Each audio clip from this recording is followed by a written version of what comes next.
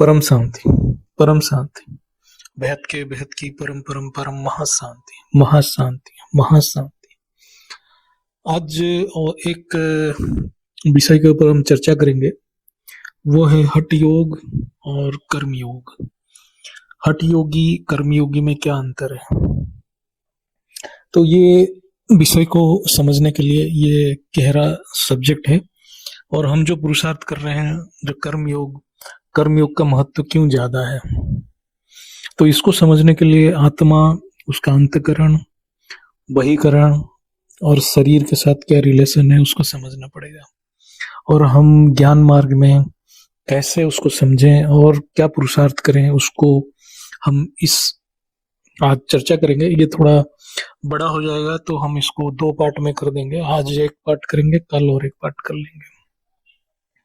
तो सारे ज्ञानी आत्माएं हैं जो भी बापूजी के चैनल, अनंत भाई, साखी बहन, वो चैनल देख रहे हैं, उनको तो समझ आ ही जाएगा। जस्ट हम उसको अच्छे से यहाँ पर एक रिवीजन कर रहे हैं। तो आत्मा चेतन है, चेतन मतलब ऊर्जा, तो जिसको हम कंसियसनेस कह रहे हैं, आत्मा की ऊर्जा को ही कंसियसनेस कह रहे हैं। तो आत्मा खुद एक चेतन का स्रोत है।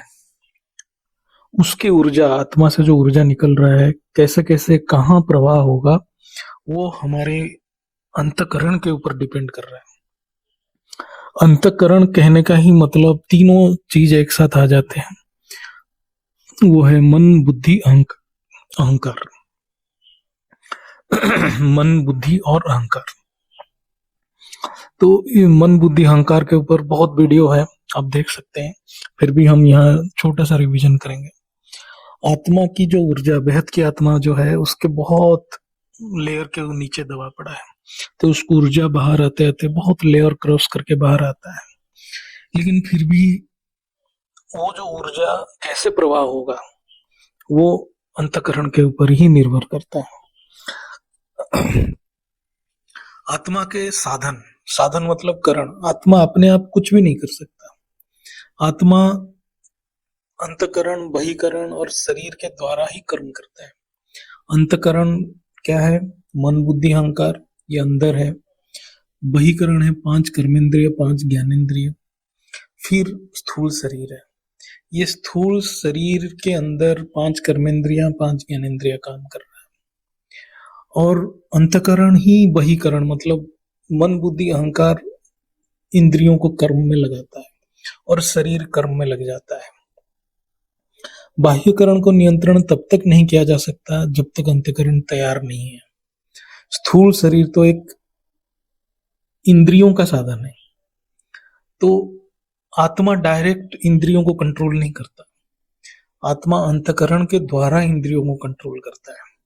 मतलब आत्मा अंतकरण के द्वारा इंद्रियों को संस्पर्श में आता है। डायरेक्ट इंद्रियों के संस्पर्श में आत्मा कभी नहीं आता। अंतकरण बाह्यकरण को कंट्रोल करता है, बाह्यकरण शरीर में कर्म कराता है। तो मन, वचन, कर्म में कर्म होता है। तो मन मतलब संकल्प से कर्म होता है, बोलने से भी कर्म होता है, और कर्म शारीरिक कर्म से भी कर्म हो जाता है। तो अंतकरण आत्मा के सबसे नजदीक है। फिर आता है बहिकरण, बाह्यकरण, फिर आता है शरीर। तो इसलिए अंतकरण को समझना बहुत जरूरी है। हम जो योग मार्ग में, ज्ञान योग में जो अभ्यास कर रहे हैं, तो आत्म स्वरूप में स्थित होने के लिए ये हमें मदद करेगा। जब तक हम ज्ञान को गहराई में नहीं समझेंगे, तो हम योग हमारा लगेगा नहीं, हम लगा भी नहीं पाएंगे। योग ऑटोमेटिकली लगता है जब ज्ञान समझ जाते हैं। जैसे कोई खाने को कंट्रोल करना चाहता है, लेकिन केवल इंद्रियों को रोकने से वो कंट्रोल नहीं होगा। इसके लिए अंतकरण भी तैयार होना पड़ेगा। अंतकरण तैयार नहीं होगा तो जबरन हम किसी को रोकेंगे, तो फिर वो कभी ना कभी बड़ा आकार में बाहर आएगा। जैसे जबरन कोई इंद्रियों को हम विषय वस्तु से दूर रखते हैं, तो अंतकरण, तो विषय वस्तु भोग से तो इंद्रियां दूर हो जाता है, इसलिए भोग नहीं कर पाता। लेकिन अंतकरण में जो संस्कार और स्मृति जब तक पड़ा है, तब तक विषय भोग की लालसा या विषय बुद्धि रहेगा, बुद्धि विषय में घूमते रहेगा। और फिजिकली मतलब स्थूल रूप में इंद्रियां तो विषय वस्तु के नजदीक है ही नहीं, लेकिन अंदर ये क्रियाएं चलता रहेगा। केवल सामने विषय वस्तु नहीं है इसलिए इंद्रियां विषय के संस्पर्श में नहीं आ पा रहा है, इसलिए इंद्रियां भोग नहीं कर पा रहा है। लेकिन जैसे ही इंद्रियां विषय के संस्पर्श में आएगा फिर वो इमीडिएटली जीवात्मा भोग करने में लग जाएगा।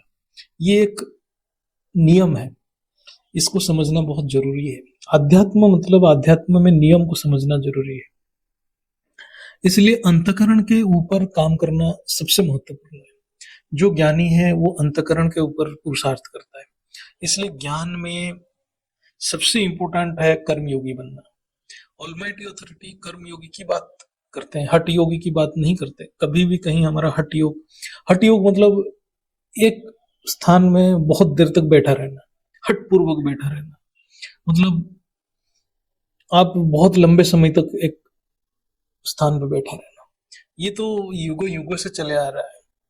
पहले तो ऋषि मुनि सालों साल महीने महीने तक आंख बंद करके एक जगह पे बैठे रहते थे।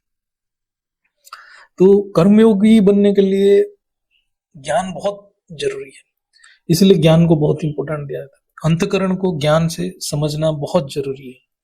ये कर्मयोग का फंडामेंटल है। अंतकरण बहुत डायनामिक है, यानी क्षण क्षण परिवर्तनशील है, जिसको हम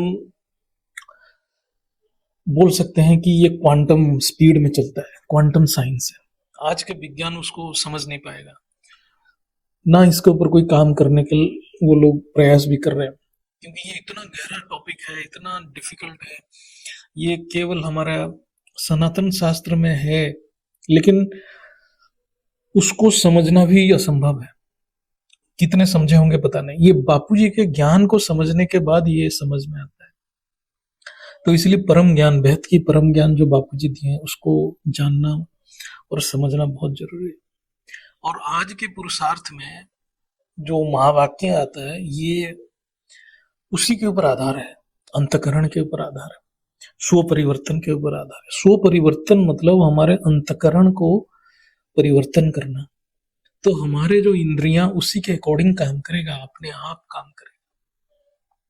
तो आज की पुरुषार्थ एक प्रैक्टिकल एप्लीकेशन है, लेकिन आज की पुरुषार्थ को भी वो आत्मा तब तक नहीं समझ पाएगा जब तक वो बेहद की ज्ञान, बेहद की बात को नहीं जानता। तो हठ योगी मतलब यानी लंबे समय तक एक ही आसन में बैठा रहना, ये अभ्यास, इसको हठ योग कहते हैं। ये अभ्यास आध्यात्मिक खोज के लिए जरूरी है, क्योंकि ये स्टार्टिंग फेज में आपको एक स्थान में शांति से बैठकर अभ्यास करना पड़ेगा कि आप एक जगह पे बैठ पा रहे हैं कि नहीं पा रहे।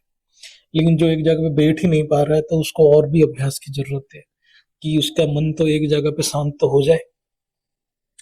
तो लेकिन ये केवल जैसे आत्माएं आज के समय के हिसाब से हम देखें, जो आत्माएं जो गृहस्थ जीवन में हैं और इस समय जो अपने जीवन निर्वाह के लिए इतने सांसारिक रिस्पॉन्सिबिलिटी है, उसके पास टाइम ही नहीं है कि वो आंख बंद करके एक जगह पे स्थिर बैठे, इतने घंटों घंटों बैठे, वो तो असंभव ही है। और उसको सुबह शाम थोड़ा बहुत टाइम मिल जाए, आधा घंटा और मैक्सिमम टू मैक्सिमम 1 घंटा भी बैठ जाए, वो बहुत बड़ी चीज है। तो इसलिए अभी जो ज्ञान मार्ग है, ज्ञान मार्ग में कर्मयोग बहुत ही इंपॉर्टेंट है। तो ये हर पल पल पल ज्ञान मार्ग में चलना चाहिए, पल पल हर मोमेंट में ज्ञान को बुद्धि में रख के चलना चाहिए। हठ योग तो आप नाम जप करके लिए बैठ सकते हैं, मंत्र जाप में भी हो सकते हैं, माला फिरते भी बैठ सकते हैं, या कोई ऑडियो सुन के भी बैठ सकते हैं। लेकिन कर्मयोगी बिना ज्ञान के बन नहीं सकता। कर्मयोगी के लिए हठ योग भी, जो कर्मयोगी है, सच्चा कर्मयोगी है, उसके लिए हठ योग भी एक कर्म जैसा ही है। इसलिए श्रीमद् भगवत गीता में ऑलमाइटी अथॉरिटी कर्म योग का सिद्धांत को समझाया। तो आज यहीं पर रखते हैं, क्योंकि ये थोड़ा गहरा टॉपिक है। कल अंतकरण के ऊपर डिटेल चर्चा करेंगे और उसमें योग का कैसे कर्मयोगी कर्म करते करते योग में रहता है, उसकी थोड़ा व्याख्या करेंगे। परम शांति, बेहद की परम परम परम महाशांति, महाशांति, महाशांति।